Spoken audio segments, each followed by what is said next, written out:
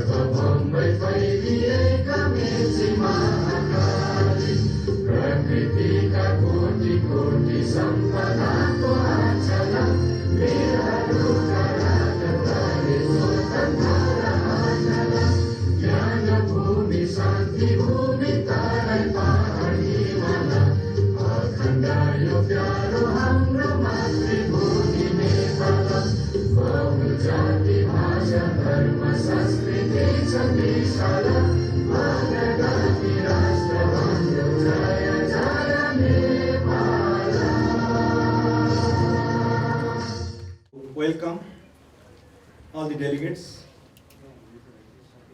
to this conference. My name is Sarva Raj Khadka. I am from Nepal. I am given the job of coordinating this conference from the beginning until it ends the other day. Friends, enabling peace, universal, comprehensive and transformative social protection by decreasing security expenditure. This is our demand of the civil society around the globe. We see state expenditures increasing in military expenditure and decreasing in social sectors, we should have been the opposite. So where is universal and lasting peace can only be established if it is based on social justice. We are the advocates of social justice, and we believe without social justice there is no peace. Civil society, social labor, and peace movements have made proposals and arguments for the need of universal social protection as a conditionality for peace, security, and development. This argument made 100 years ago by the high contracting parties to the International Labour Organization stated during the Versailles Treaty that they were moved by the sentiments of humanity and justice and the need for securing a permanent peace for the world. This call reiterated in different words by the Sustainable Development Goals of 2015.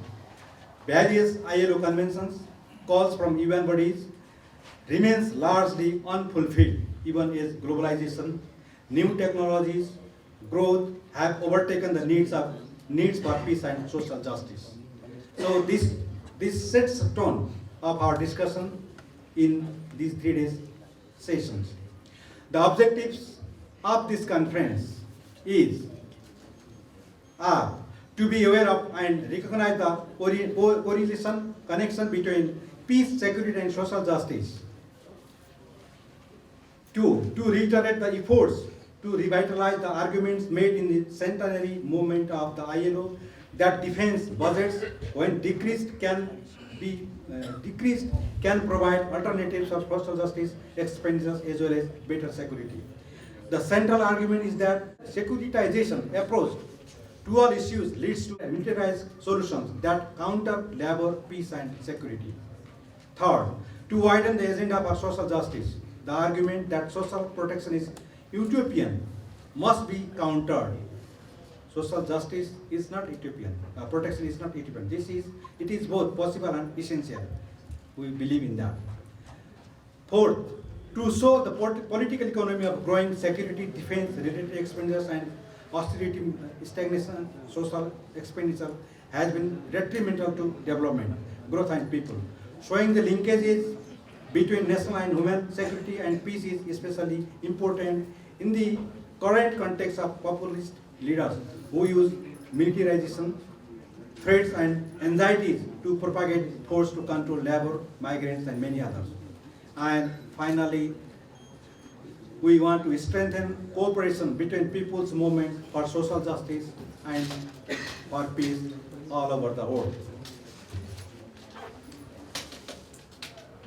We know universal social protection is a precondition for human survival, which must be prioritized by governments in all the developing countries. Because Article 22 of the Universal Declaration of Human Rights, that was declared in 1948, states that everyone as a member of society has the right to social security.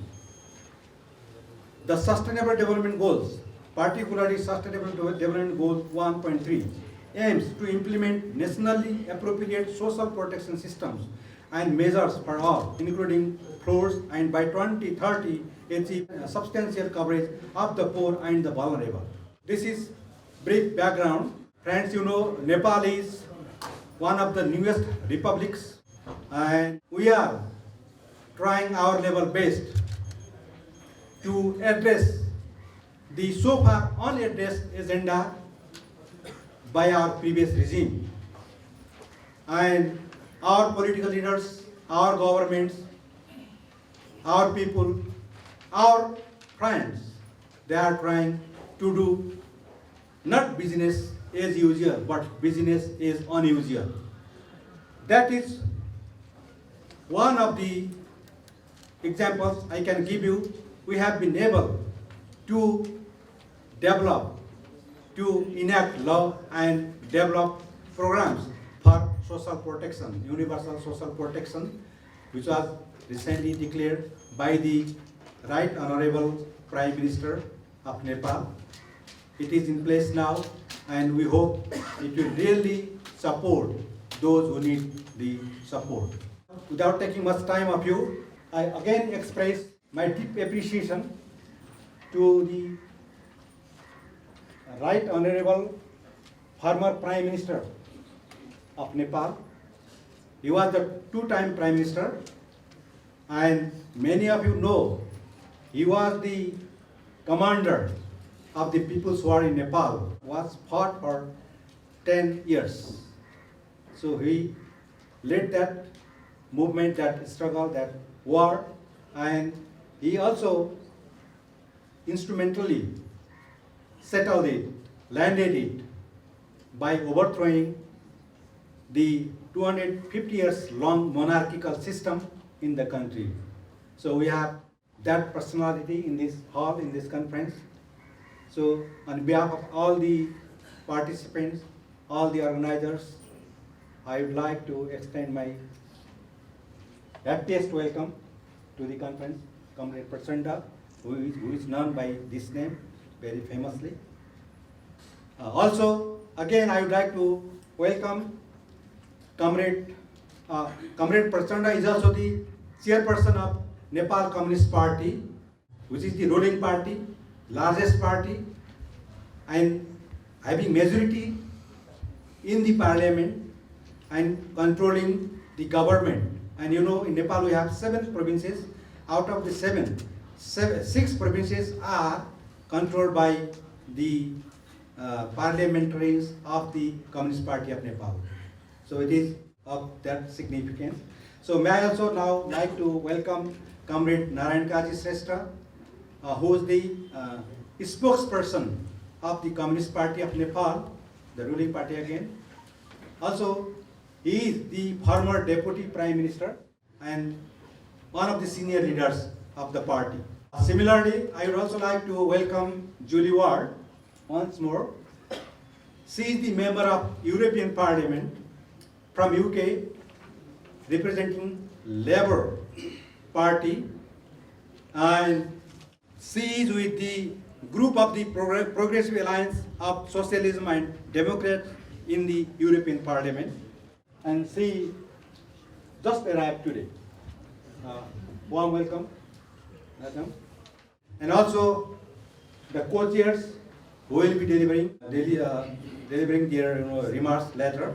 I would like to welcome Francine and Deb Kota to this session, and also I would like to welcome all the friends who have come from different parts of the world, mainly from Asia and Europe, and my co-workers here in Nepal. I'm very, very happy to be here. Let me say that first of all. And I'm very happy to be here in the company of these excellencies and of this Julie Ward. I work for AEPF, the Asian Europe People's Forum, and we are here with 2 thematic clusters: social justice and peace and security. And I think Nepal is an excellent place to come together and to work jointly. And let me tell you something very honest from the outset.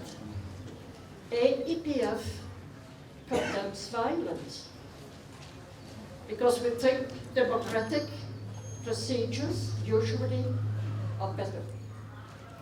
So we condemn the violence, for instance, from terrorism, which kills indiscriminately citizens.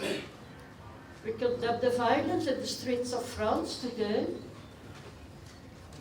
because this does not bring our objectives any closer.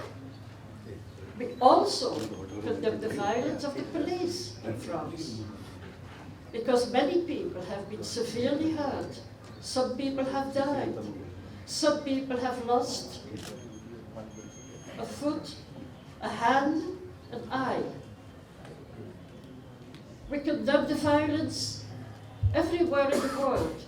For instance, in Palestine, in Gaza, where weekly men, women, children are killed. And obviously, we condemn the violence of environmental destruction.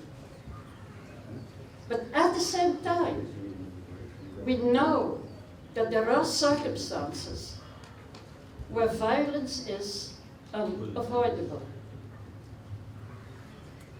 So we cannot generalize about violence. And I think we also always have to look at the strategy, the objective, the state of the enemy, the state of the society. The objective of violence never is war. The objective of violence is peace. So if we are here with social justice and peace and security, it is precisely for what Dr. Sarba just mentioned, and what Ms. Dagmar Velter will talk about shortly. The centenary of the ILO, created after the First World War, a war with millions of deaths. And its preamble says, lasting peace is not possible without social justice.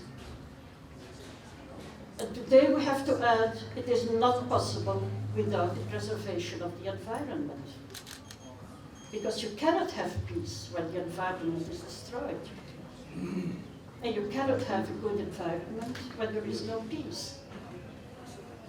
And so preparing this very short words here this afternoon, I was thinking of a couple of very important personalities who once were in prison and who became presidents of their countries. I think of Ms. Bachelet of Chile, whose father died in prison. I think of Ms. Dilma Rousseff, who was tortured in prison, who became the president of Brazil. I think of Nelson Mandela, who was 26 years in prison, while the armed struggle went on in his country. He became the president of his country. I think of Pepe Mujica, one of the worst cases of torture.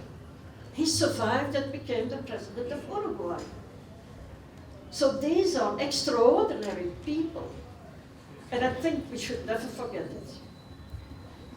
So at AEPF, we know that there are many, many ways to organize the struggles for the objectives that we have, which are peace, which are social justice.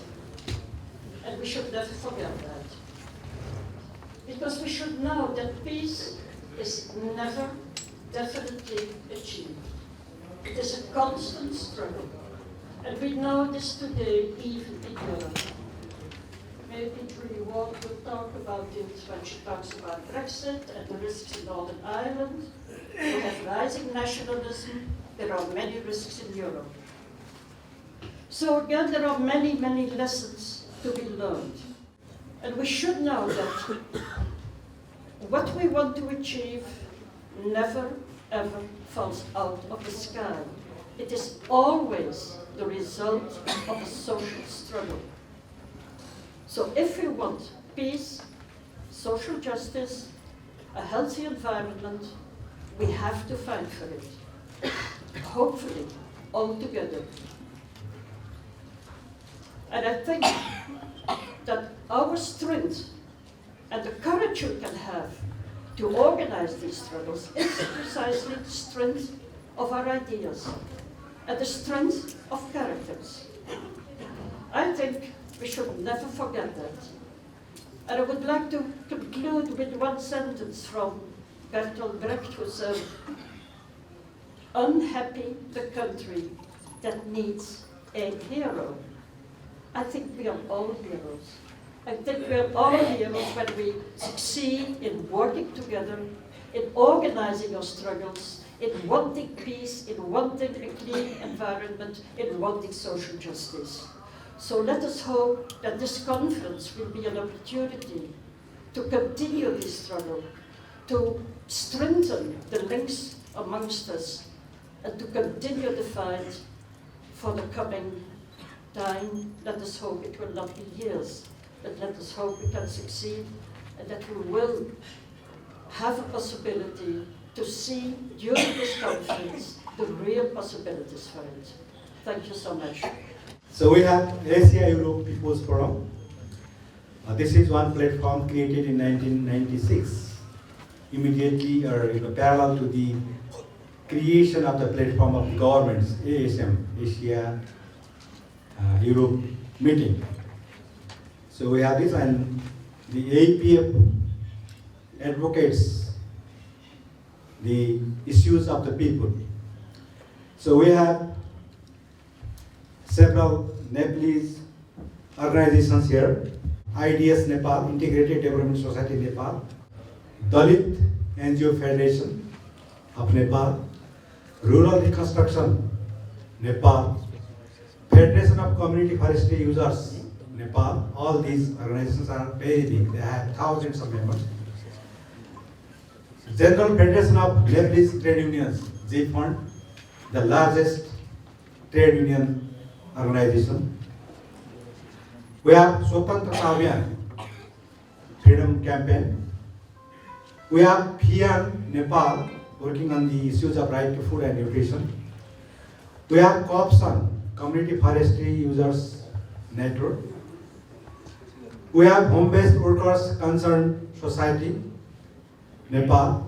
We have Rashtriya Dalit Network, that works on the issues of Dalits. And friends, you know, South Asia is the place where there is, pervasive discrimination based on caste, class, identity. So this conference here will also dwell on these issues and come up with suggestions of appropriate social protection leading to our social justice and sustained peace. Friends, now I'd like to request our guest speaker of this session, member of the European Parliament, Julie Ward. As I already mentioned, she is the Labour MEP, member of European Parliament, representing the northwest of England. She is also a writer, theatre maker, and cultural activist, a member of the European Parliament's Committees on Culture and Education, Women's Rights and Gender Equality, and Regional Development. Julie also sits on the delegation to Bosnia and Herzegovina and Kosovo. These are the familiar names for us as well because we watch the developments or ill developments taking place in those places. And the ACP-EU Joint Parliamentary Assembly. Julie is also a founding member of the Children's Rights Intergroup. Now, Ms. Julie. That's because I worked in theatre, and I'm much happier when I'm making eye contact and communicating with my audience. So it's great to be here. It's a huge honour to be here, actually. It's an incredible honour. I'm really, thank you very much for inviting me. I participated in the Asia-Europe People's Forum in Barcelona last year. Was a great meeting. We talked about the commons, and I was there to talk about culture as commons. But as with all these events, I am learning too. I'm not just here to be the keynote speaker, I'm also here throughout the whole conference to learn how I can do my job better, working either in politics or in civil society, but always as an activist on the left. Yes, I'm a member of the Labour Party and the European Parliament, and you can see if you're watching the news, my country is having an existential crisis like has not been known in my lifetime. And I'm not going to talk much about that, maybe mention it at the end. But in the European Parliament, we do politics in a very grown-up, courteous way. I describe to people how we work as we sit in a circle and we talk until we agree. Okay? It's not what you will see if you are watching Westminster on the news right now. Okay? What you are seeing is two groups, mainly of grumpy old white men, shouting at each other across an empty space. Okay? But that is not how we work in the European Parliament. And I love my Parliament because it is grown out of a peace project and because it is about coming to common agreement. And you have to sit in that space and find consensus, and you have to be really prepared to fight for your values. Yes, I'm in the Socialists and Democrats group, but in the European Parliament we have also got a left anti-austerity progressive caucus. So that is the wider left working together very particularly and purposefully on issues addressing austerity. Because it is really austerity which has brought us to the place that we are in now in the UK, and I think also with the financial crash, we see really the majority of the people paying the price for, it's the 99% paying the price for the mistakes of the 1%. And so when David Cameron said that we were going to have austerity and that everybody would have to suffer, well, he didn't suffer, okay? The rich people didn't suffer, the people with the power didn't suffer. It was the poorest people who suffered, and they were already suffering. So I just wanted to put my political work in the context of that wider, of a wider political movement within the European Parliament. Okay. So, the journey to peace, security and social justice. Going to talk about collective experiences, challenges, opportunities and maybe the way forward. Peace, security and social justice can only be achieved through real democracy. Fair societies cannot be achieved without actively involving every member of the community in political processes. And as a member of the European Parliament, I'm always pushing for the inclusion of marginalised groups in politics. So women, people with disabilities, non-binary people, refugees and displaced persons, homeless people, children and young people.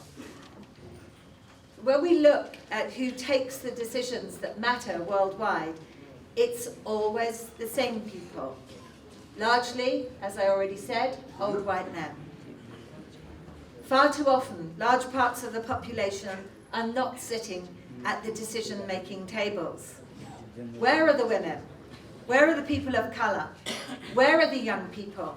Where are the gender non-conforming people? Where are disabled people? Where are the poor people?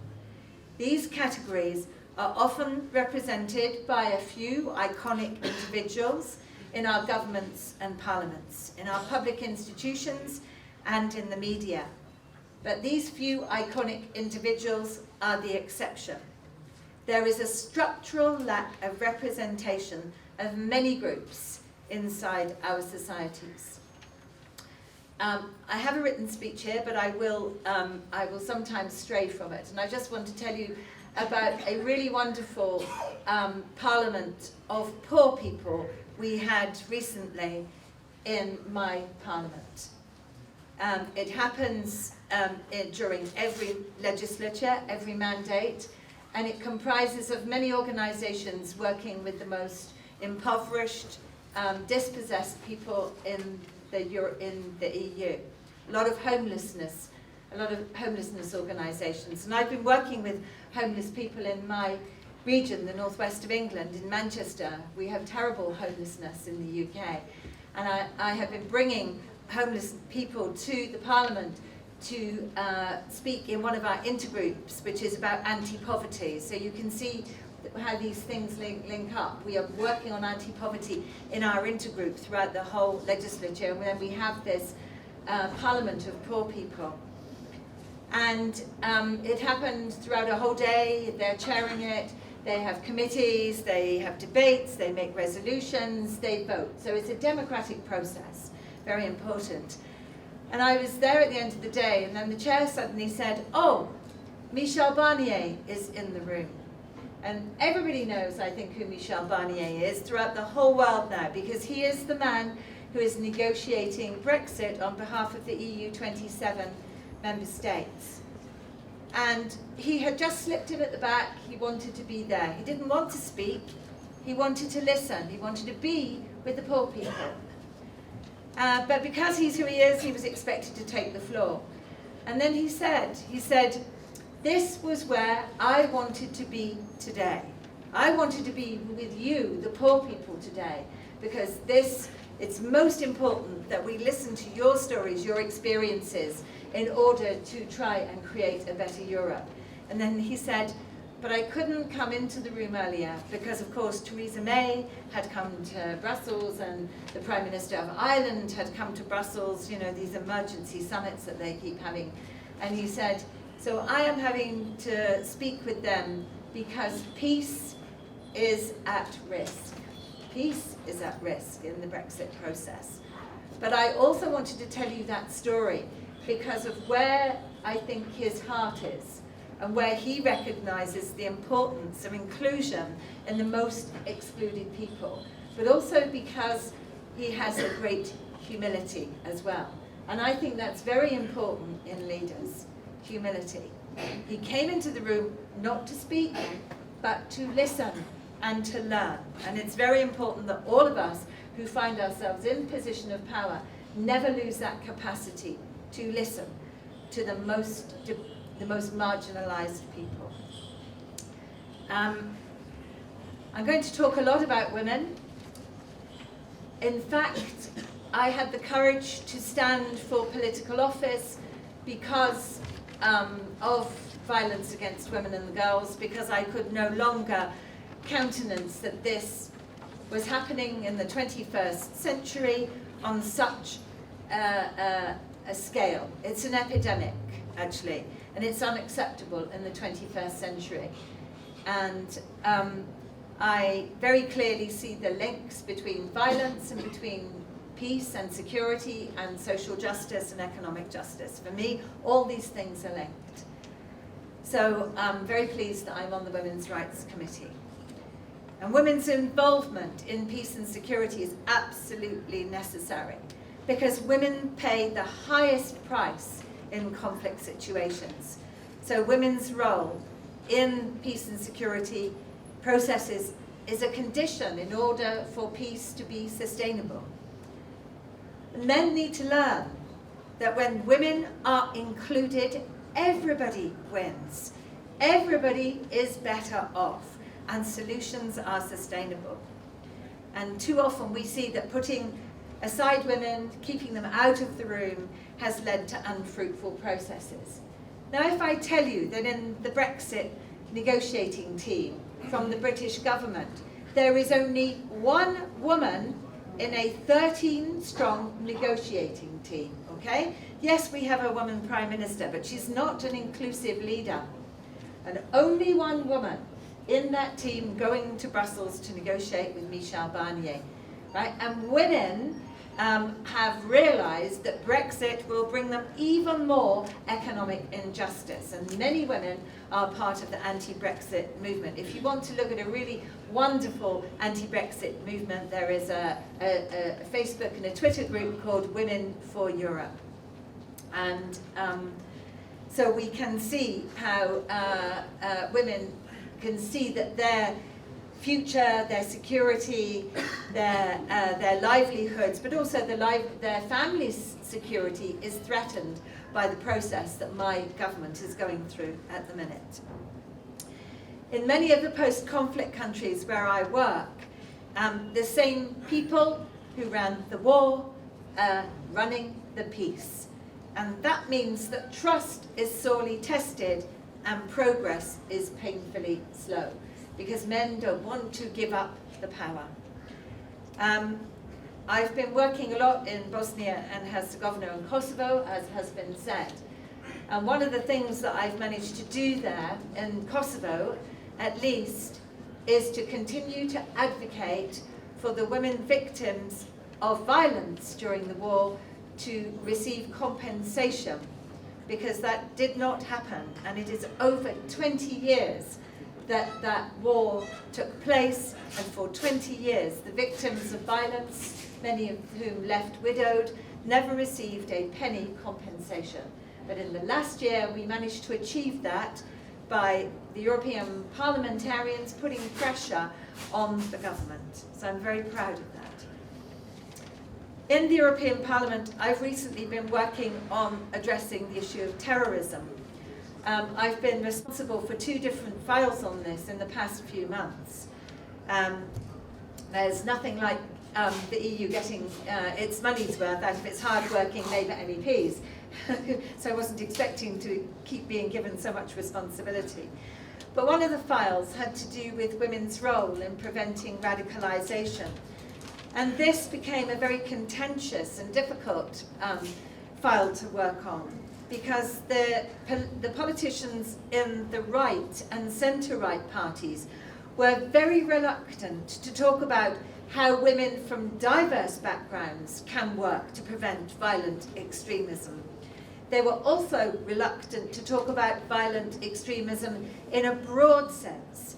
They only wanted to limit the definition to ISIS-Daesh radicalisation, which means really that they then take an Islamophobic view of extremism. Now, only a few weeks after we discussed this in the Parliament, the Christchurch attacks happened. And I think that sad, terrible attack, in a way, vindicated our concern about the direction of travel by the main rapporteur, who was a centre-right politician. And those of us on the left who were working on this file refused to vote for it. We didn't vote for it because for us it was already taking a dangerous direction and wasn't inclusive enough. Despite the grief caused by such an attack, it's important that we continue fighting for women's leadership in issues related to peace and security. I have been very moved recently to see the British mother of a victim in the Manchester Arena attack in my region, working closely with the Belgian mother of a young radicalised Muslim who went to fight for ISIS-Daesh. Together, these two mothers demonstrate what is possible if we reach out beyond our comfort zone to embrace the other and find common ground.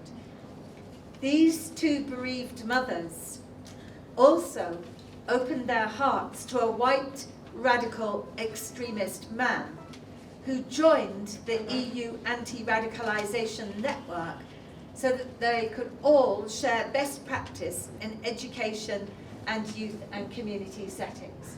And I find this kind of action between people coming from so far apart very, very hopeful. And it's very moving to see these people together in the same room.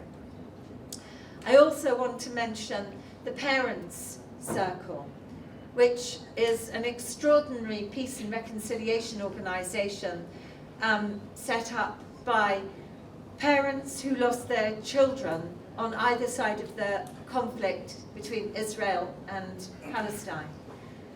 And they come together despite the terrible grief and bereavement to say nobody else should suffer the loss that they have suffered, the pain that they are feeling.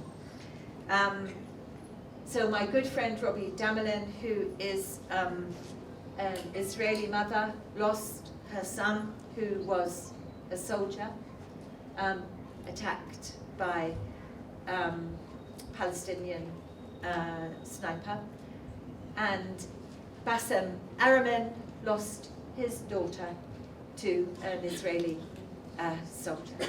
But together, they tour all over the world, and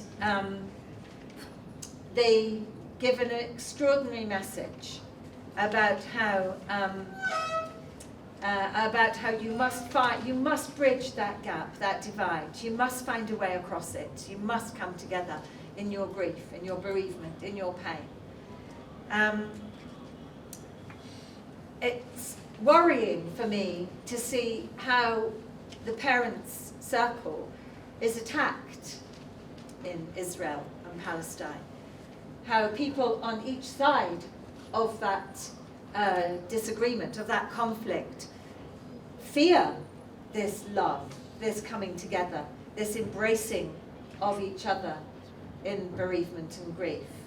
And they have an annual meeting, an annual demonstration party, I think, coming together, where and they are always attacked in the press. They are always attacked by the right-wing forces, and they're attacked also by the Palestinian, if you like, intransigence of some of the Palestinian activists and campaigners. But I just want to pay tribute to people who continue to do that work, despite all the attacks upon them and upon the work that they do. I was very proud to host both Robbie and Bassem in my region in the Stennecourt Synagogue in North Manchester, which is one of the strictest religious synagogues for the Jewish community in Manchester. And for me, this was an extraordinary moment that they could both sit there telling their story to a huge audience, not just of Manchester Jewish community, but also the Manchester Muslim community and the Manchester Christian community. So all these people came together to listen to this message of peace. So it's very important. I also want to talk a little bit about an extraordinary organisation called Widows for Peace and Democracy, run by a human rights lawyer, my friend Margaret Owen. And she's raising awareness of really one of the most forgotten and excluded groups ever. Widows are not featuring in any of the conversations that are happening in my committee or at UN level with the Committee for the Status on Women. Okay? And yet they are amongst the most excluded people in our society. So widows, half widows, particularly I've been thinking about the half widows in Kashmir. So these are women who do not know where their husbands are. They've been disappeared. Okay? And also child widows. And I had never thought about that before. We work on child marriage and forced marriage. And actually many of the young girls who are in forced marriages, before they are even adults, are mothers and widows too. And I had not thought about that. It had not occurred to me, actually, that children could also be widows. Again, the stigmatization in the society is horrendous, and the economic impoverishment and exclusion is very, very serious. These women and girls suffer deep shame, especially if they widows who experience sexual violence in conflict. So we have to be looking, I think, particularly at the most excluded people in the excluded and marginalized groups. Sorry, a little bit longer. As policymakers, As policymakers, it's very important that we continue to demand that young people be at the center of political processes. In too many countries, the current generation of political leaders have failed the young generation. And that's why young people are taking to the streets as part of the Fridays for Future school strikes, inspired by Greta Thunberg, the Swedish student whose protest outside the Swedish Parliament when she was aged 15 last August has inspired millions of young people all around the world to also go on strike to stop climate change. She realized when she was 8 years old that climate change existed, and she wondered why it was not headline news on every channel, because she felt there was a world war going on. So as we're talking about peace and security, I want to make that link with climate change.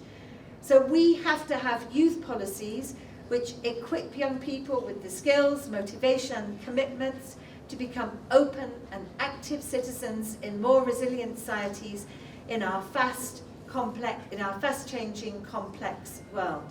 That means empowerment, participation, rights, health and well-being, mobility, citizenship.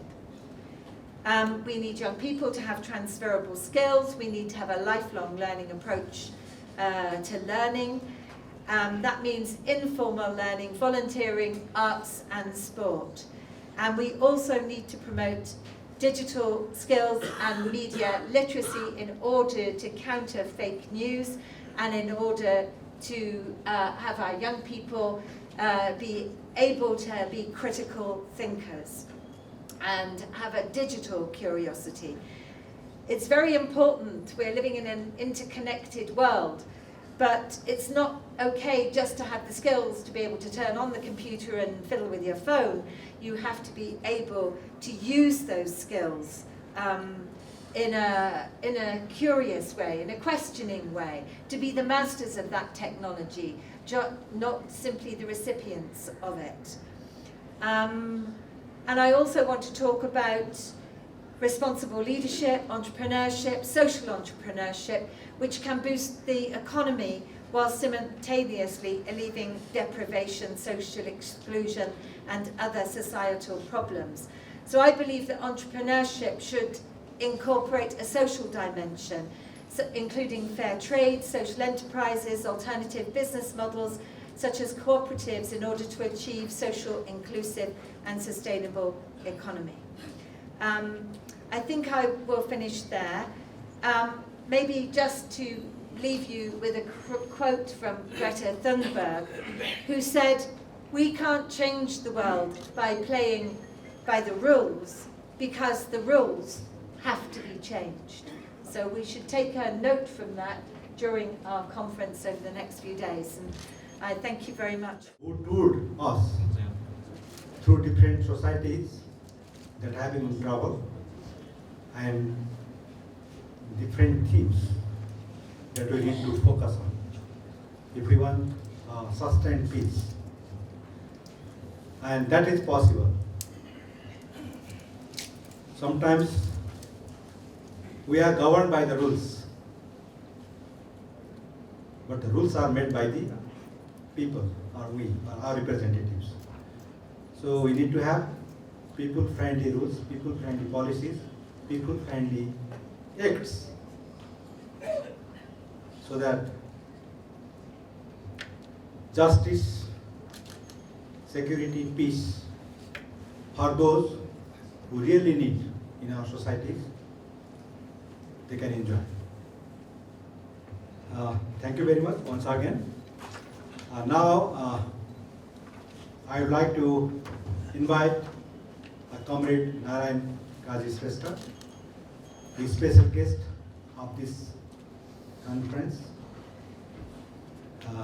to deliver his remarks. As I already mentioned, he is the spokesperson of Nepal Communist Party. This is the newest party, new party, but the came up with the merger of two big communist parties in the country, ruling party. So he has lots of experiences and learnings. So, Comrade Shrestha, the floor is for you. It's my great pleasure to be here with you in this important conference on social protection, labor, security, and this peace.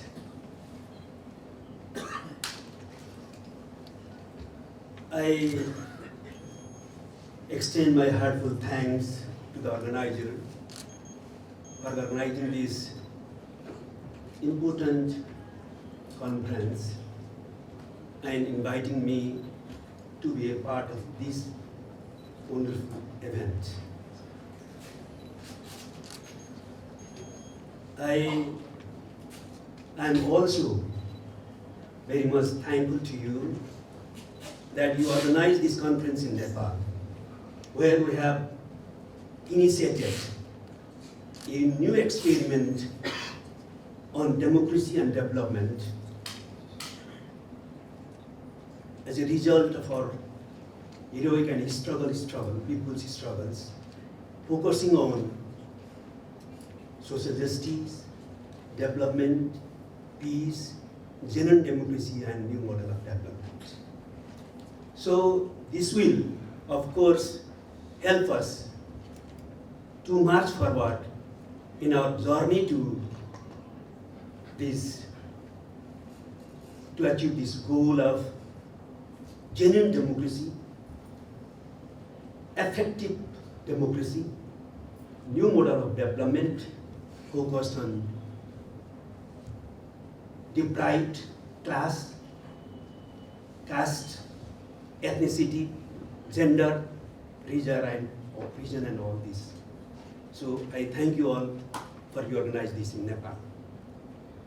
And I welcome you here in Nepal, in our beautiful country, and wish your pleasant stay here, and also wish for the grand success of this international conference.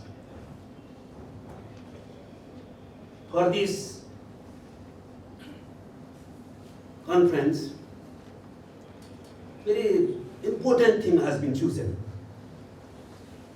and interactions, deliberations will also, of course, hope that will be very much fruitful in the hours to come, in the days to come, today and tomorrow are the 2 days that you have already allocated for the interactions and the deliberations. I hope that this will be fruitful and very good conclusions will be derived. For me, I just want to, for me, what I think is appropriate is just to share the experiences of our peace process and the process that we are internalizing and moving forward in this political change process. It is not enough within these 10 or 12 minutes to exchange my views, experiences of ours, struggle, peace process, new constitution, and process of implementation of the new constitution, and the goals that we have set, and the achievements that we have made so far, and what we are hoping for. So I will just brief in short about what we did and what we are going to do, focusing on, as you have given the title, that it is on social protection, labor, security, and peace. All our struggle of democracy and development, main theme is this: social protection, security, peace, and development, and social justice. You know that as humankind in general, and all the countries, society, and the people in particular are marching towards the journey of, or the struggle for the survival and freedom. And that is this social protection, security, peace, social justice, and development are all included in this struggle for survival and freedom.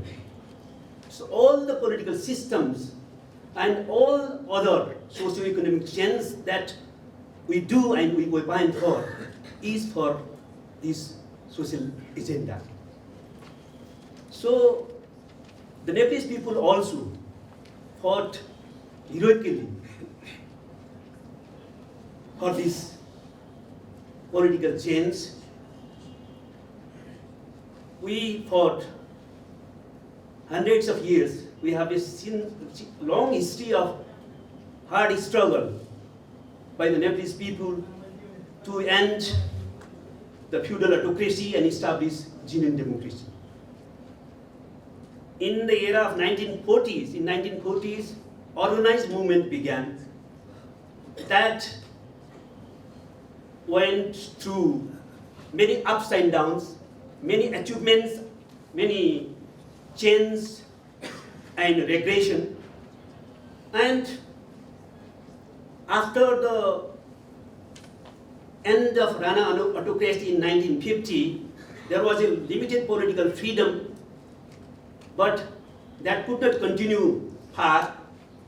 King Mahendra banned the political party and abolished the parliamentary political system. Nepalese people again fought for the multi-party democracy and also for the genuine democracy. Two trends were there in the struggle of the people for the democracy.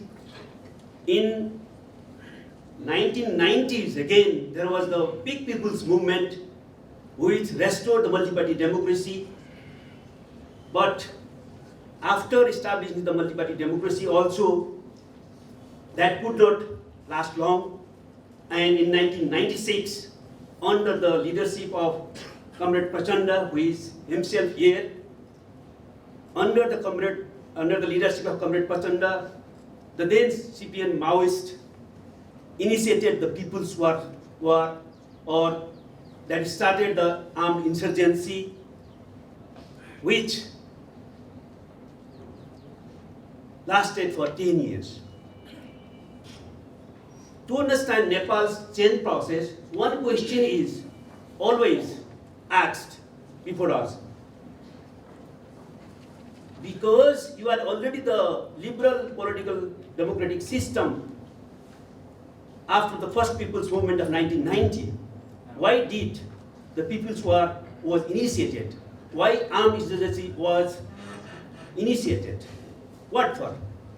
That is the question usually asked from different quarters of the world, international community. But what happened is that I don't want to go in detail, and this is not the time to go in detail. First thing is that political democracy was also not taken to the complete logical conclusion. In constitution, that was constitutional monarchy, but monarchy was not really made constitutional, and formal parliamentary political democracy was not established in its total set. So the first thing is the political democracy was not also established, was not also taken to the logical conclusion. People were not made really sovereign, genuinely sovereign. So that was the first cause. There was no, though the day-to-day policies and decisions were made by the parliamentary governments, but serious decisions were commanded and directed by the king again and again. And there was not constitutional monarchy established in the real sense. So that was the first thing. Second, the parliamentary democracy did not even make their agenda of the issues of discrimination based on class, ethnicity, caste, religion and culture, gender and religion. That was totally ignored. That was excluded from their agenda. That was not even their agenda. That was not even talked by them.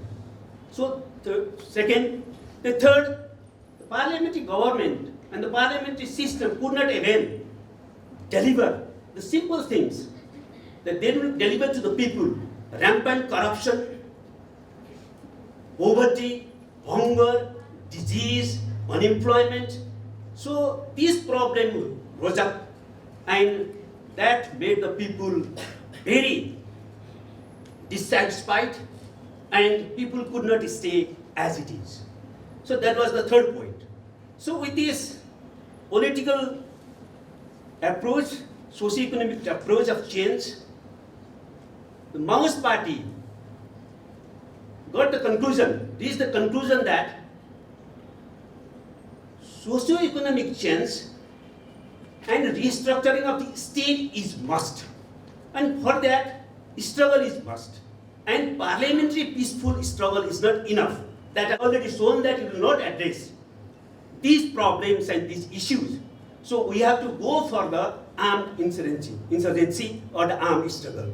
And that developed in 10 years, that fed up, and that was popularly known as People's War. So after some time, People's War gained strength. Almost 80% of the territory of the country, almost all the village areas, rural areas, was controlled by the Maoist state. There were two parallel states: central state of the parliamentary state, parliamentary power, and in rural areas, except the central capital and the district capital, all other parts were captured and ruled by the Maoist party, and the people's power developed by the people themselves. So at that time, Maoist and other parliamentary forces, the establishment, were in a position of strategic equilibrium. One time, such a time came when Maoist insurgency or Maoist force also could not win totally, could not get total victory over the reactionary state, and state establishment also could not suppress totally the Maoist party, Maoist power and Maoist army. So that was the state of strategic equilibrium that led to the peace process to Nepal. So for Maoist, why Maoist came into the peace process? That state of strategic equilibrium led Maoists to the peace process. But Maoists, not in any sense, did surrender. This is not that was not the surrendering. Maoists came into the peace process only after the establishment agreed to do significant political and socio-economic change.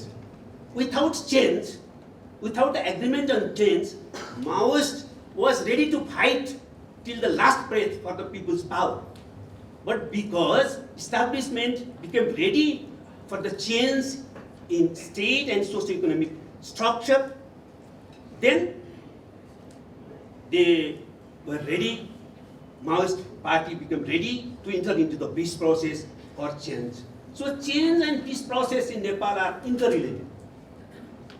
Without political change, without socio-economic change, peace would not have been secured and peace process would not have begun.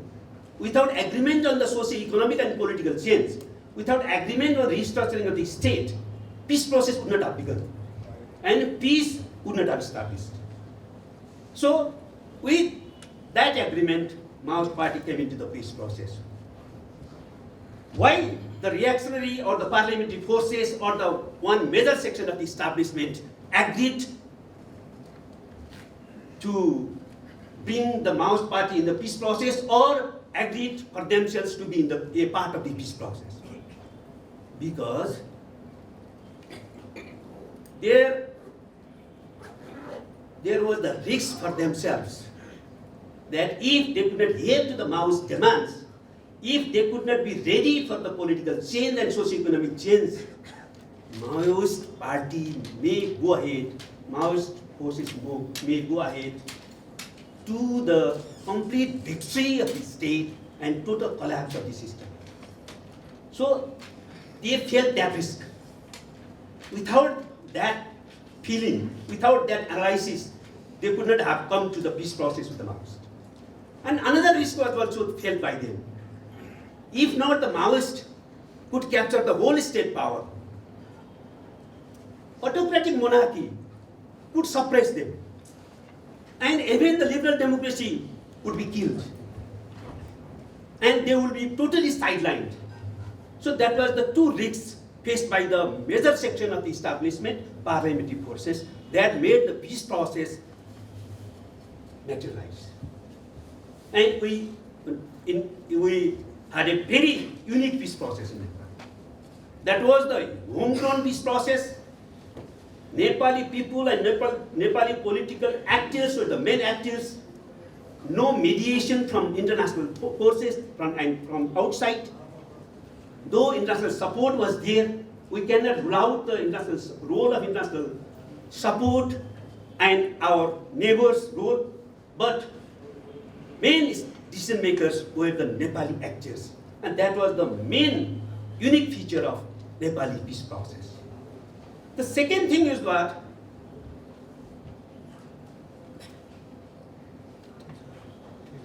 Second thing is what? It is very unique, not only unique. Two signing parties of the peace process were actually the United Front partners in their struggle against monarchy. That is very unique part of our Nepal's peace process. You see, the two signing parties were the partners of the United Front. They unitedly fought against autocratic monarchy, and they signed the peace process also. So the peace process was between the establishment and the rebel forces, but in surface, in concrete form, that was in between the two United Front forces, the parliamentary forces and the Maoist forces. Because monarchy was isolated both by the rebel forces, Maoist insurgent forces, and the parliamentary forces. Parliamentary forces and Maoist forces joined hands against monarchy. They collectively decided to struggle collectively against monarchy, and after completing their struggle against monarchy, they signed the peace agreement. Not only that, they made the initial agreement. 12-point agreement was the roadmap agreement that we will unite, we will achieve democracy, we will do the restructuring of the state, we will undergo the socio-economic transformation of this society, and for that we will sign the peace agreement. After peace agreement, we will go to the election of the Constituent Assembly. After Constituent Assembly, that Constituent Assembly will promulgate the new constitution. That new constitution will address and institutionalize the change that has been already signed as the agreement between the two parties. That was the set.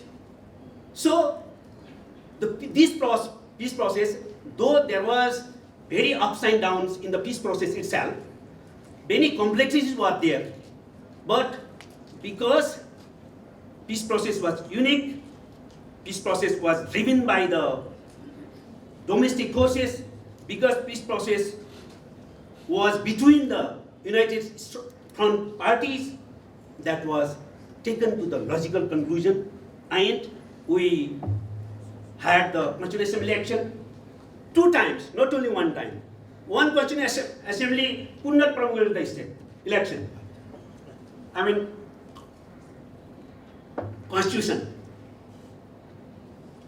So far as I know, this is the first instance, example in the whole world, that the second Constitutional Assembly election was held. And that second Constitutional Assembly election formed the new Constituent Assembly, which promulgated the new constitution, and that is Federal Democratic Republican Constitution with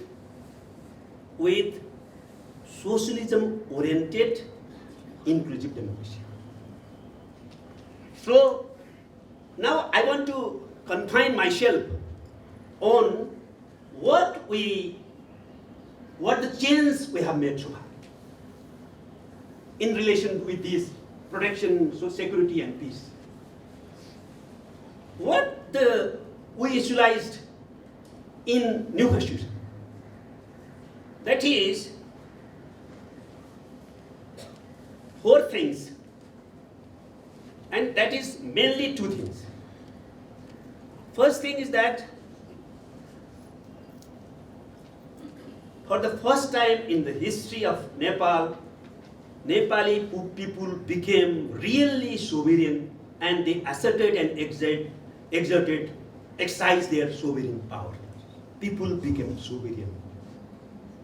They made their own constitution, and they decided their own political and socio-economic system. Second thing is that I want to focus on it, because the discussion is mainly related on this. We developed a new type of democracy. Our constitution institutionalized a new type of democratic, new model of democracy. That is not the traditional parliamentary system. Neither that is traditional parliamentary system, nor that is the new democracy and socialism as was practiced in China or Soviet Union or former socialist states. That was a newly developed model of democracy, that is socialism-oriented inclusive democracy. That is one type of people's democracy. But that is not what they practiced in China in 1949 and later in 1956. That was not the socialist regimes that was practiced in the erstwhile socialist countries. So we developed a new model of democracy. So what is the new characteristic of the new model of democracy? This is the inclusive democracy. Not only that, You know, in election we have just inclusive characters of election, which representation guarantees the representation of at least 33% in federal parliament, 30% in provincial parliament, 40% in local parliament, local bodies, and also in all the state organs and employment sector also we have provisioned the particular oppressed, deprived minority communities representation. Women, Madhesi, and then remote regions and oppressed ethnic groups, communities. So, not only that, we don't have in our democracy, representative democracy, some features of parliamentary democracy. For the continuity and stable government, we omitted that provision of dissolving the parliament by the Prime Minister. There is no provision in the Constitution to dissolve the parliament by Prime Minister. Not only that, for 2 years, no vote of confidence proposal will be motioned in the parliament. For 2 years, no chance. And after one time it is failed, we have to wait for 1 more year to tender another motion.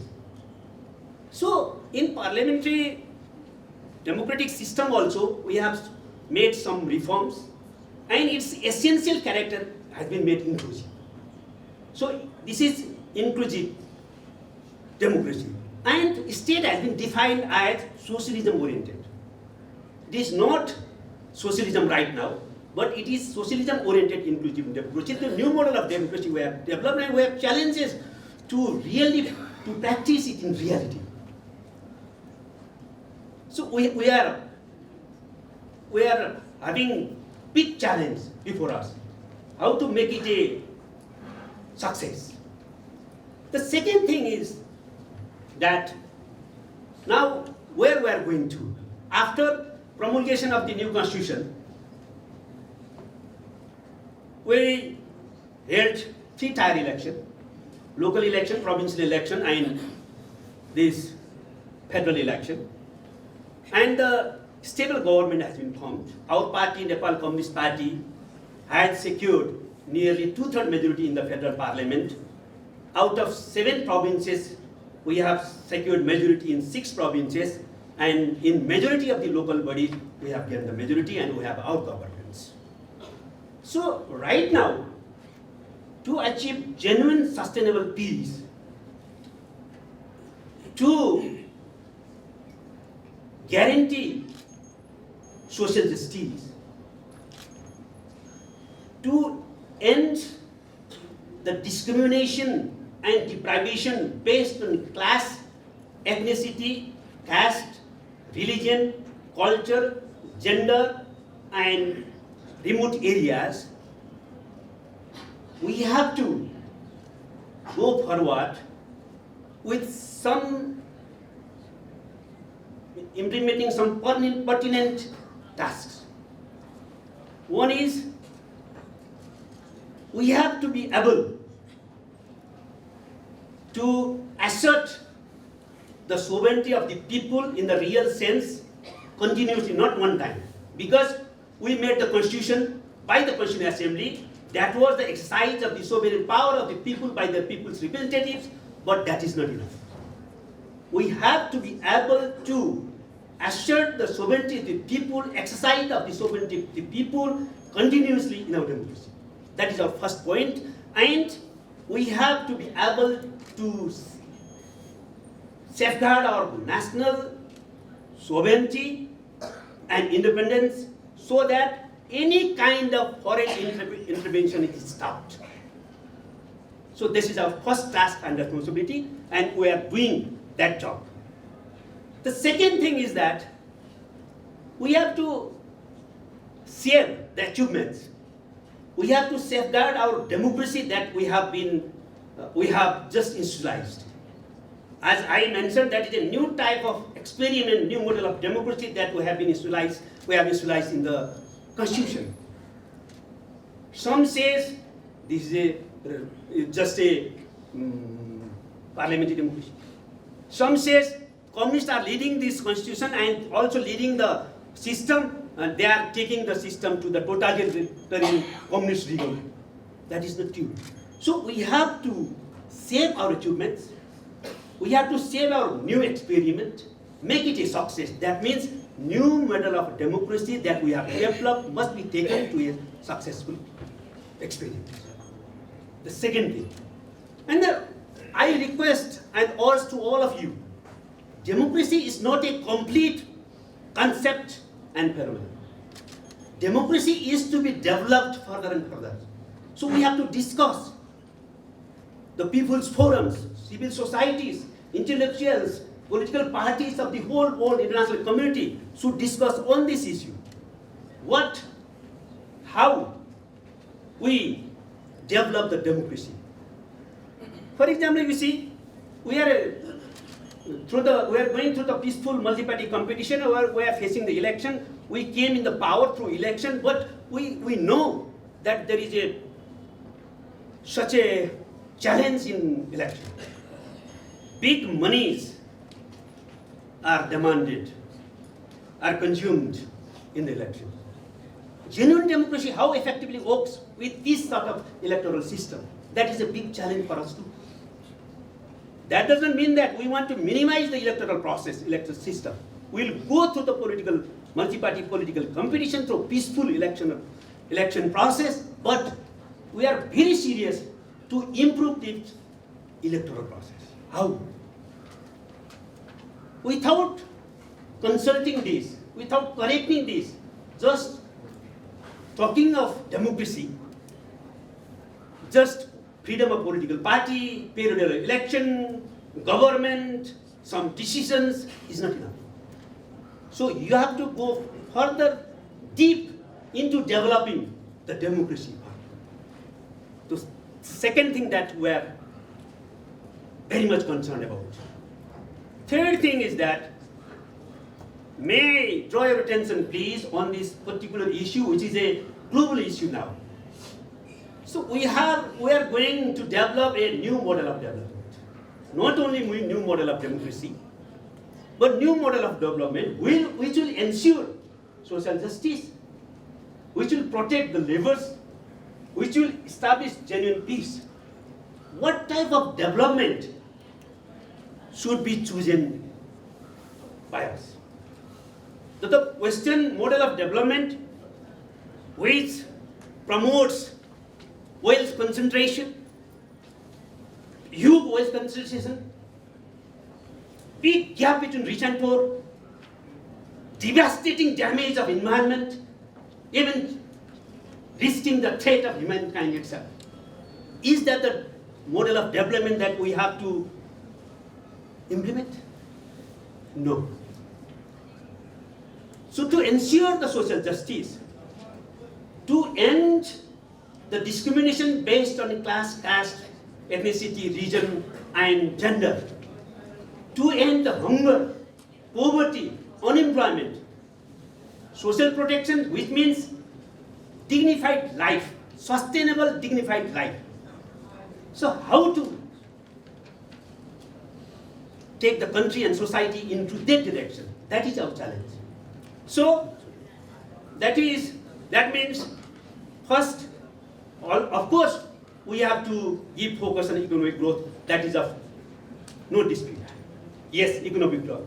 Not only economic growth, social justice. Second, our specific features of our development. Third, we will of course take the maximum use of scientific technologies and innovations. But human-centered development must be there. Taking the benefit of recent scientific innovation and technology does not mean to undermine the humankind and the humans' centrality. Fourth, environment friendly. Fourth, sustainability. These are our basic features of new economic model. And through that, we will go to a prosperous Nepal and happy Nepali slogan successful. So we have set, our government has set a slogan, prosperous Nepal and happy Nepali today. And all our policy program, decisions and activities are focused to accomplish that slogan to make it a success. So without this new model of development, that is impossible. But this is a challenge. So not only we, the Nepali political party, not only we, when limited to our party or the Nepali actors, we all the popular force, people's forces of different part of the international community in the world should interact with each other. That is not needed only for us. That is needed not only for us. That is the need and necessity of the all countries and societies. So this new model of development is needed. So we have to cope this system, which is the only driving force of humanity is profit making. The only phenomenon is market god. Only policy is new liberalism. This is not the solution for the humankind, for social justice, for development, for freedom.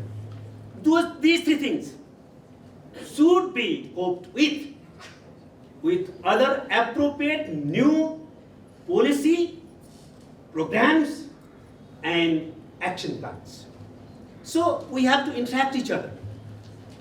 So in this time when we are going through a new model of development and new model of democracy in Nepal after completing the historical transitional period, this interaction program and this conference has been held here in Nepal, and I thank you very much once again. After completing the main task of the peace process, that was the framing of new constitution, promulgation of the new constitution, institutionalize the achievements we have already made. The second was the rehabilitation and integration of the army, that has also completed.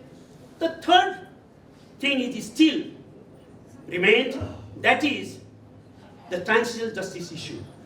So now we are going to complete this third part of the peace process, that is transitional justice issue, completing the task of this Peace and Reconciliation Commission and Commission and Forced Disappearance will complete the peace process, and we will make this experience of new democracy and new model of development a success.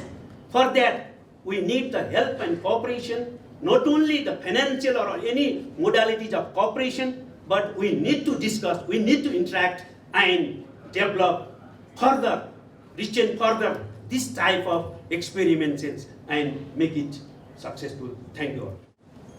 It is my immense pleasure to be the part of this very important conference and to welcome all of you in this beautiful city, capital city of Nepal, Kathmandu. Particularly the distinguished foreign delegates from different parts of the globe. I want to convey my heartfelt thanks to the organizer to invite me as a chief guest of this important conference and give the opportunity to interact with the people all over the globe who has their own experience of the political, social, and cultural development. I also want to convey my heartfelt thanks to our spokesperson and comrade in arms, Narayan Kaji Shrestha, because he explained in a very comprehensive and very unified way the overall political development that is going on in Nepal and characteristic feature of our politics, of our change. Is I think that all of you know very well the tremendous political change, social change, and economic change is going on in this country, which is in between the two giants of Asia, India and China. And in this country, of the birthplace of Lord Buddha, who advocated the philosophy of peace, harmony and non-violence, and which is just defined as the light of Asia. And it is also the country of the highest roof of the world, Mount Everest. And in this country, within a very short span of time, tremendous political change. There are so many twists and turns in this political process.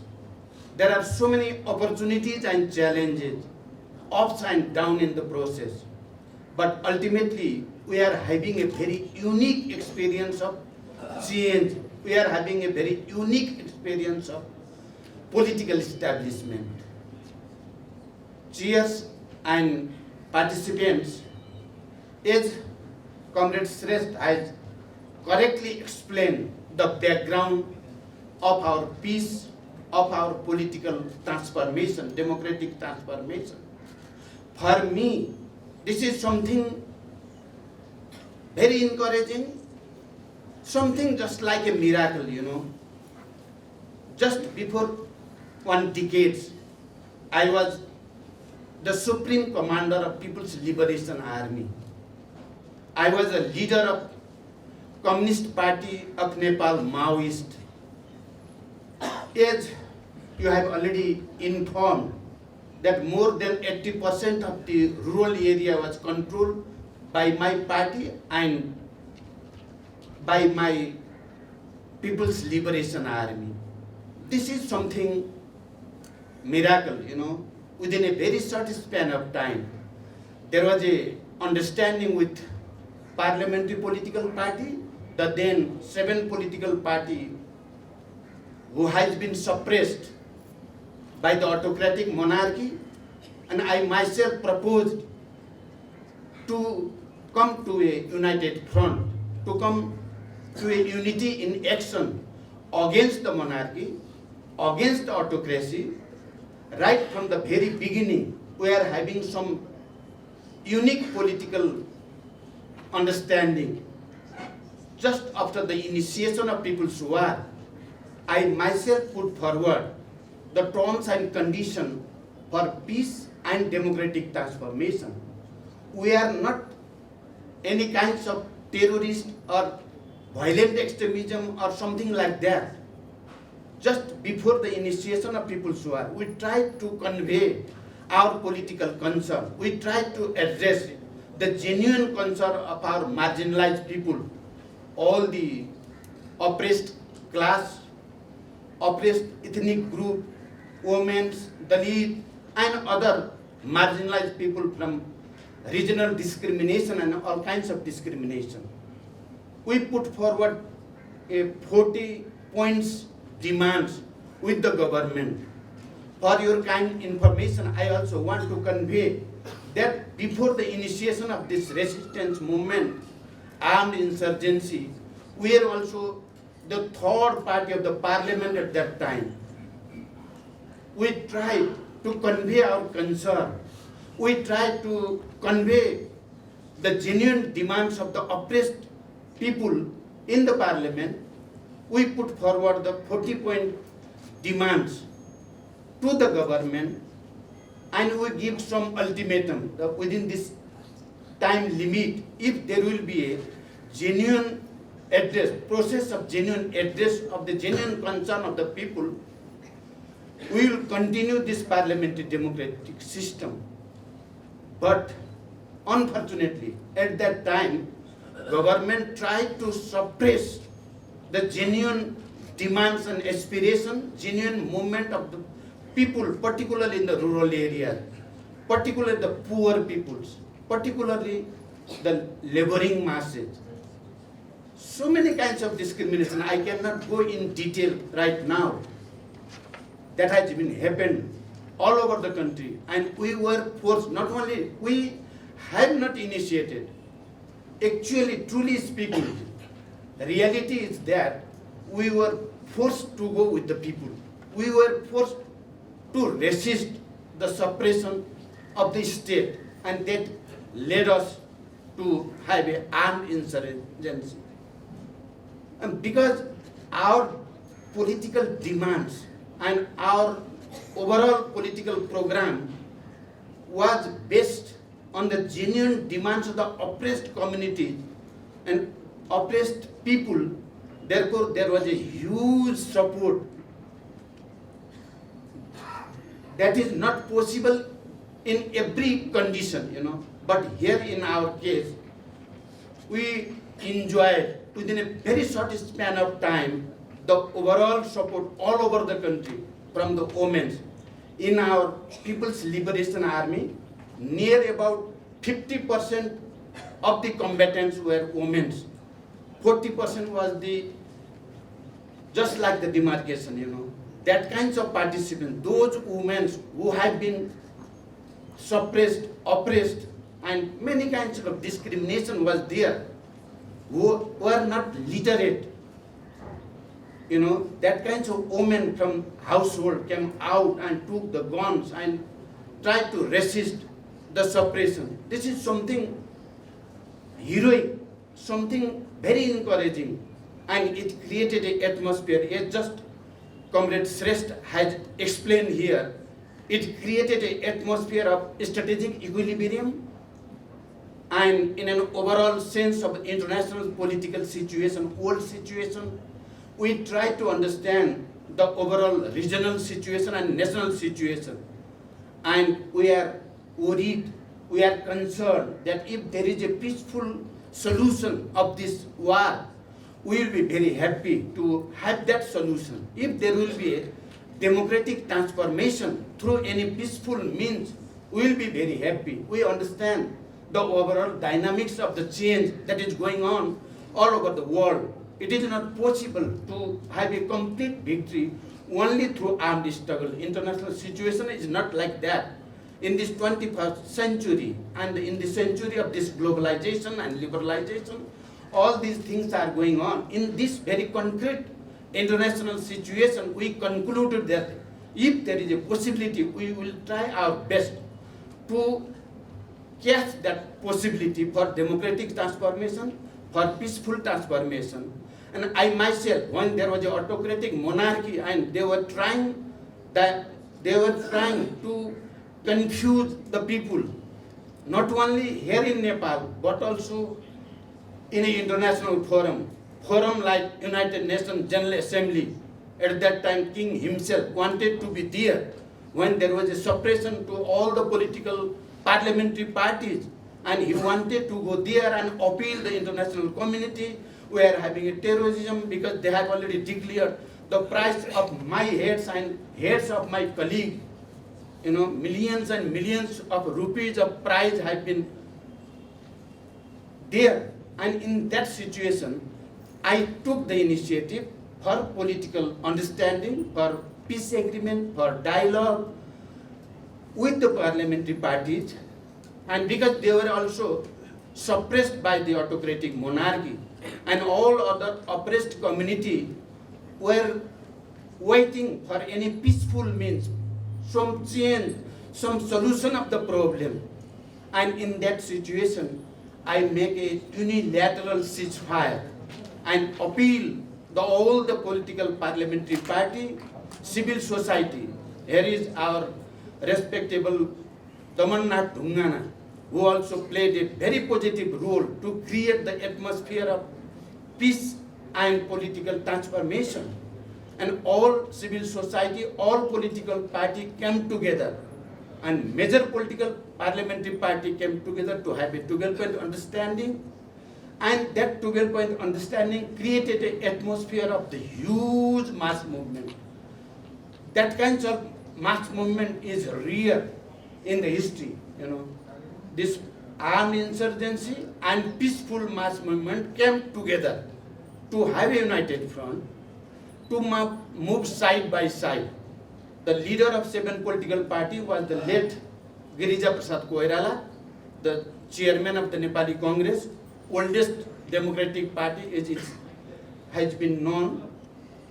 And I myself came together, a continuous interaction, and we agreed that I should have to hasten the process of armed action against autocratic monarchy, and 7 political parties will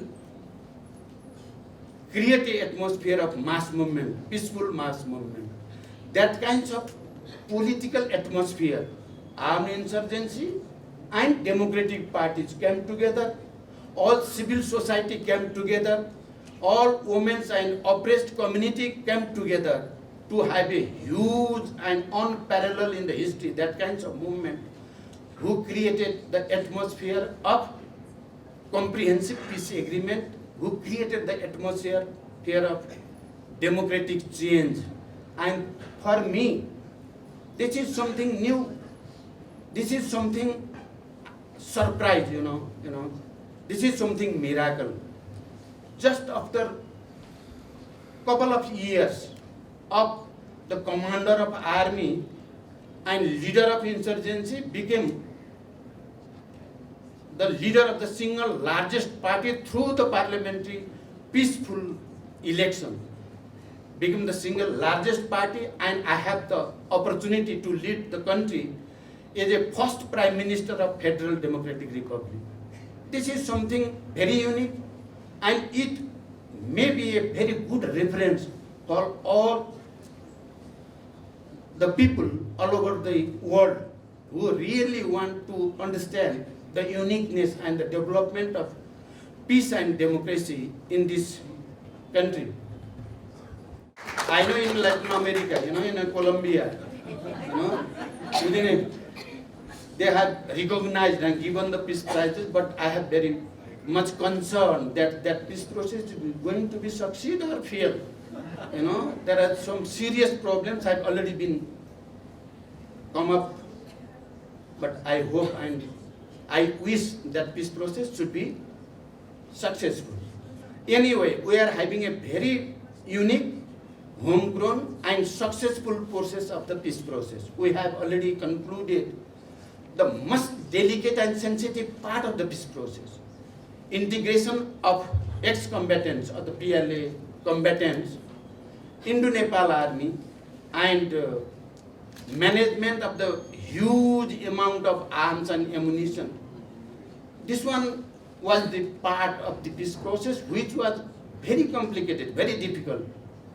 I took again the risk and responsibility without having the leadership, without having a comprehensive understanding of the world affairs, world situation. It could not be possible because always we understand the philosophy. Philosophy of Marxism is not a dogma. It cannot be mechanically transplanted, Concrete analysis of the concrete condition and to draw the lesson according to that and move forward as a scientific way is the soul of Marxism. We understand like that. Therefore, people think that when they heard the name Communist Party or when they heard Maoist, they have a kind of illusion in their mind. The Maoist and Communist will always be dogmatic, will always follow extremism, will always be totalitarianism or something like that. But here in Nepal, we are trying our best to prove that no, this is not correct. We are dynamic. We understand the dynamics of change. We want to create the atmosphere according to that change. We want to develop our ideology, our understanding, our strategy, our practice for the benefit of the people. We know that every nation and every country has their own specific features, their own understanding. No nation in the world or no country in the world has the same experience which can be 100% we can draw lesson. Every nation and every country has their own unique experience, one process of economic, social and cultural development, political development. We try to understand it. And here in Nepal, after the promulgation of the constitution, through Constituent Assembly, there was a serious complication and serious concern among the people, either or not after the promulgation of the constitution, there will be a proper process of peaceful and democratic election of 3 tiers, local bodies, provincial and federal. Fortunately, I had the opportunity to lead the government in second terms, and there was some serious problem in the country, particularly in the Tarai area, in the Madesi area, as we explain it, And I have the challenges to bring them on the board. They have some reservation. Even after the declaration of the constitution, they have some serious concern, and it was quite necessary to bring them on the board. If they will not participate in the election, that will create a very difficult, very complicated situation in this country. Therefore, I focused my whole attention to create a conducive atmosphere, favorable atmosphere, to bring them in the negotiating table and try my best to address their concern through parliament. And when they saw that genuine initiative is going to be taken by the Prime Minister, and they agreed to participate in the election, although they were not the part of the constitution making process. But they supported the process of election, means they also ultimately supported the process of the constitution. And they supported the initiative of the government for the amendment of the constitution through parliamentary process. This was a very big and very great initiative we have taken, and that created an atmosphere of national unification, and that created an atmosphere of to sideline all kinds of extremism from the political scenario. And ultimately we succeed to organize the election of 3 tiers in a very peaceful and democratic way. Such a democratic way, at that time, the government was led by the Democratic Party, Nepali Congress, oldest democratic party. And we took part in the process. Therefore, the recognition of the election all over the world and its authority has been established. Therefore, in this way, we created that atmosphere. And even then, so after the election also, there was a serious concern among the people, either or not this election will create an atmosphere of political stability. Because during last 70 years in this country, there was not any political stability. Not a single government had the opportunity to lead the government for 5 years. Always 1 year, 2 years, maximum 3 years. No government during last 70 years had the opportunity to lead the country for 5 years. I myself, through this peaceful transformation, was very much concerned whether or not this Federal Democratic Republic will work. It depends upon the stability of the political situation. Therefore, we came together to have a unity between the 2 major communist parties of the country. If these 2 major communist parties will not come together, then there is a danger. There was a danger that again same political instability and that political anarchy will prevail, and no government had the opportunity to lead the country for 5 years, and it will create very difficult situation in this country. And we came together. Fortunately, I became I proposed for party unification, for electoral alliance, and people supported it very enthusiastically. People endorsed our decision of party unity and our decision of political alliance between the left parties, and therefore there is a near about 2/3 majority, there is a political stability, there is a strong government in the center, in the province, and even in the local bodies. Now we want to focus our whole attention in the economic building. We understand the sustainable peace only be sustainable when there will be a proper process of economic building, economic construction. If there will not be a job for our youths, there will not be a raised level of production, then only through this declaration, people will not be satisfied. Therefore, we should have to focus our attention in the process. And historical opportunities are there. Political stability is there, strong government is there, and main slogan of the government is prosperous Nepal and happy Nepali. Not only the party in the government, but also the opposition. We are also having a good understanding with the opposition that because major political changes has been succeed with the unity between major political party, civil society and the oppressed population.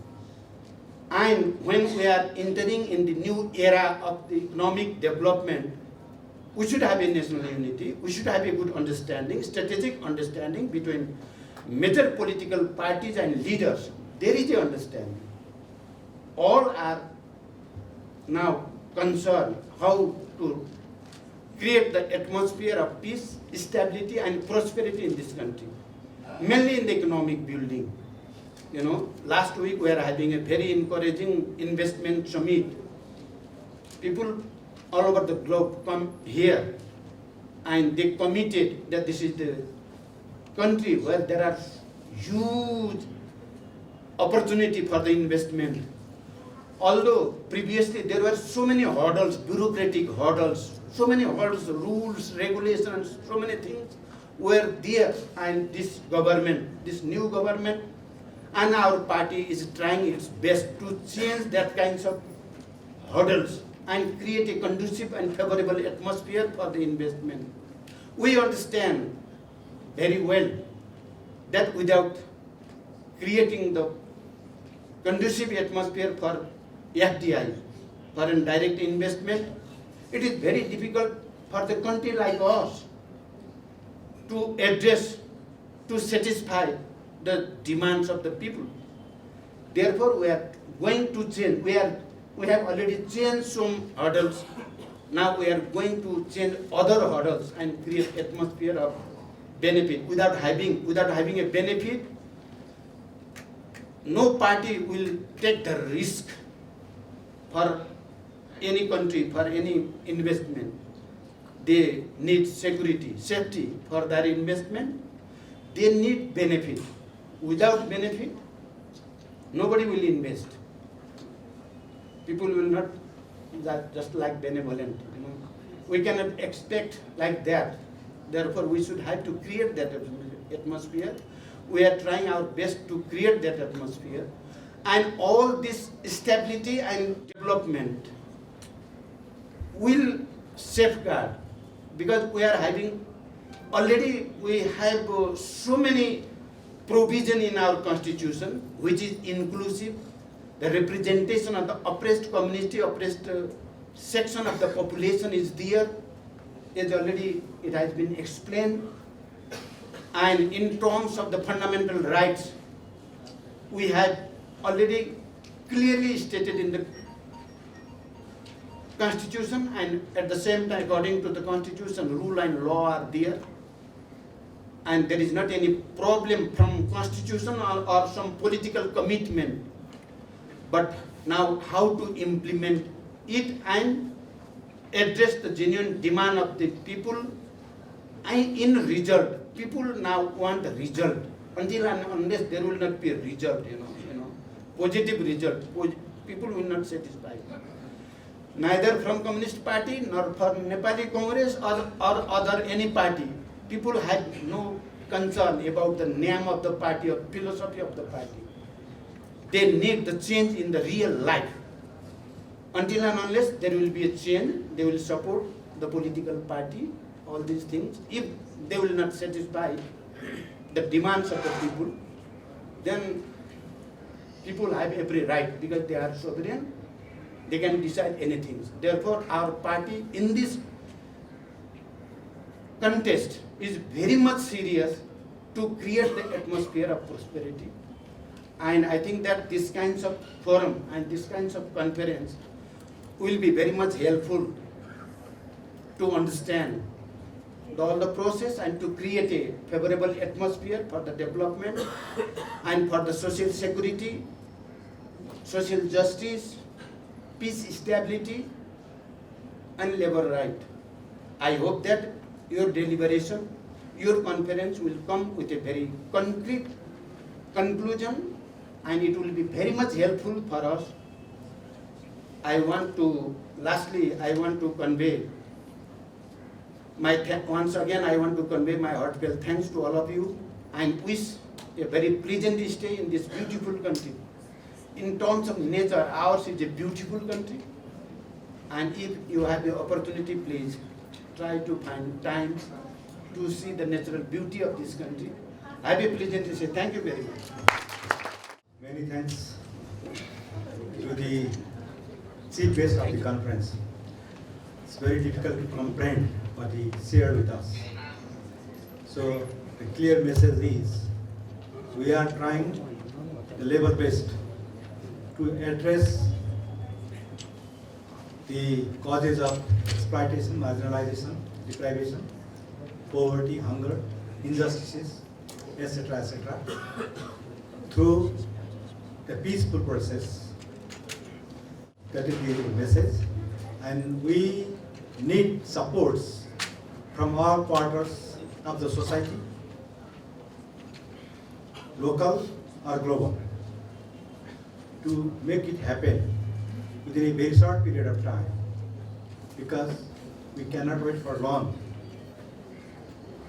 That is, I think, the clear message, and we have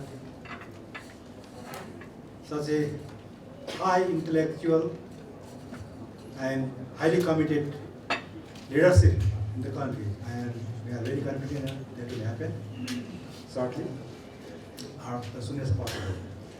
So without taking your much time, because we are already short of time, we wanted to hear our chief guest and special guest.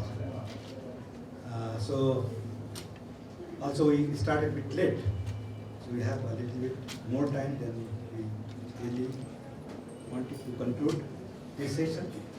Now I would like to hand over this floor to the other chair of the session, Dr. Devkota. So he is the visiting professor of the university, expert on the issues of climate change, environmental problems,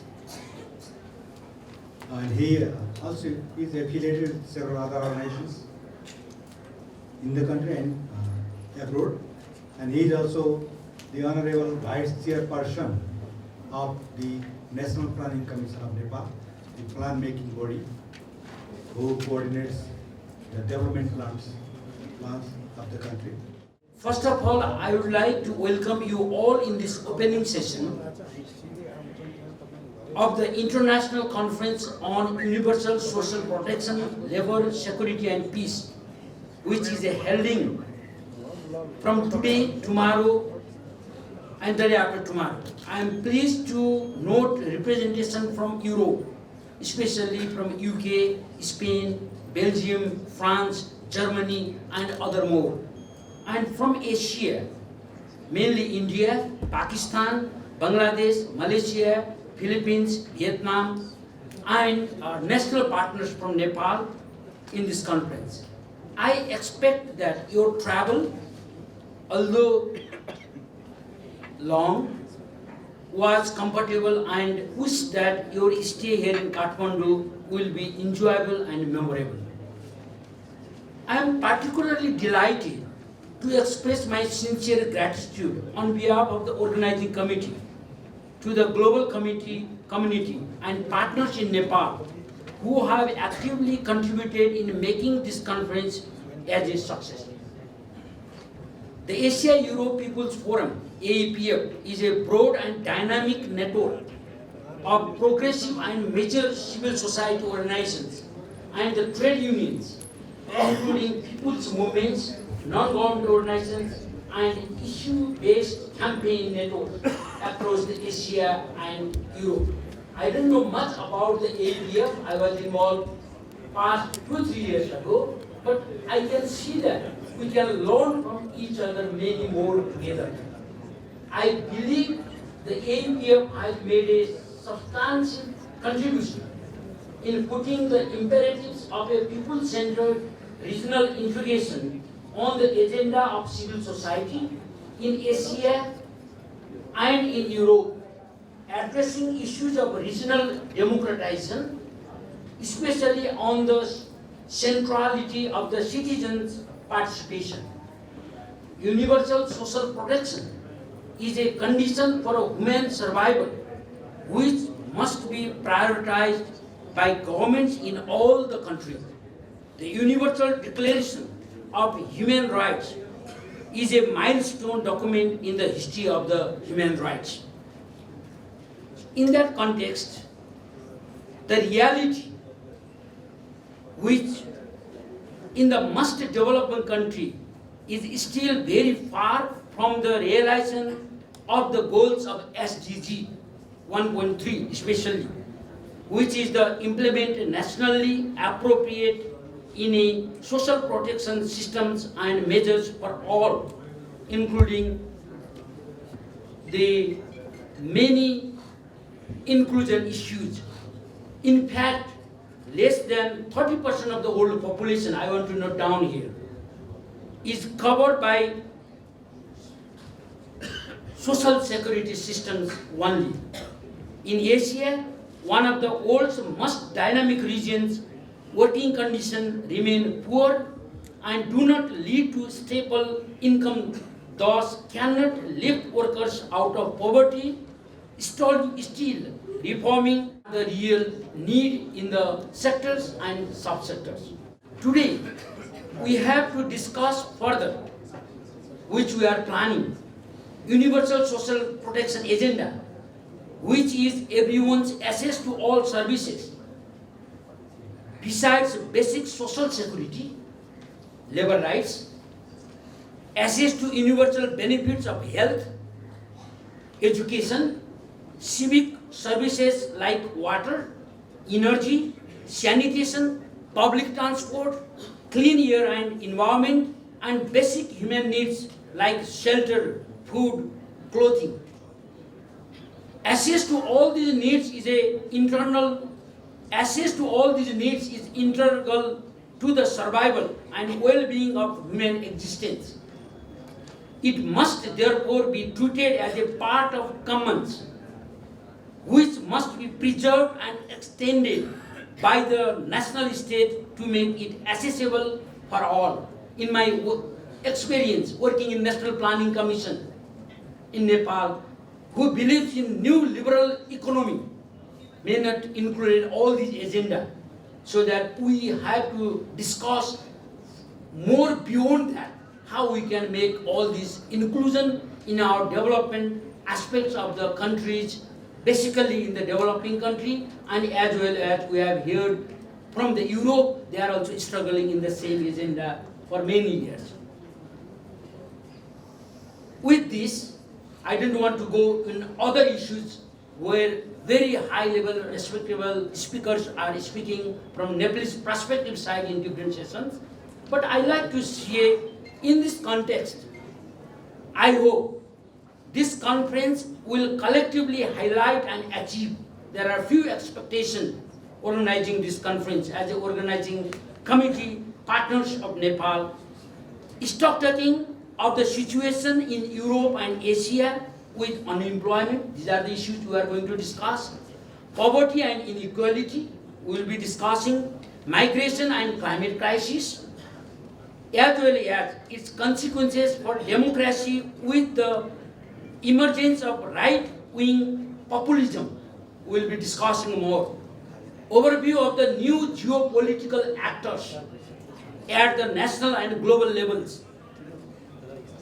Insights in new productive models and era of new technology with their consequences in labor market. What will the consequences in labor market with the new technology, new science, new innovations? Insights in the crisis of reproduction, the gender and care problems, as well as the worsening situation of peasants, both with the potential being a crucial part of the solution to our social and economic problems.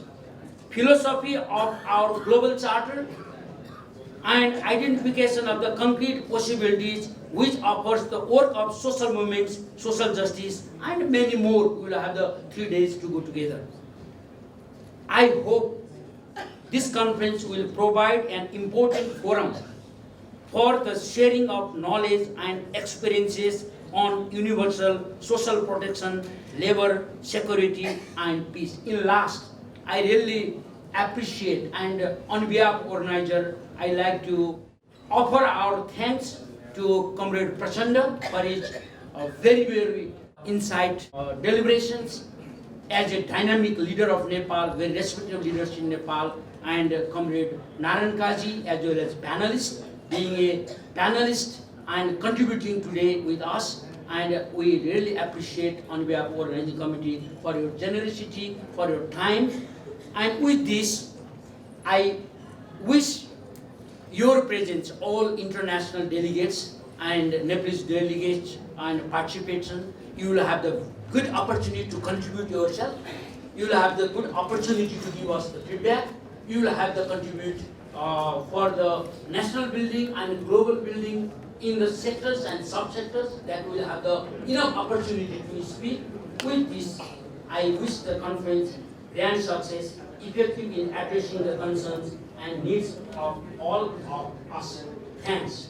And I like to say the conclusion of this session, and next session will be started after the 3 days. Thank you very much. Thank you.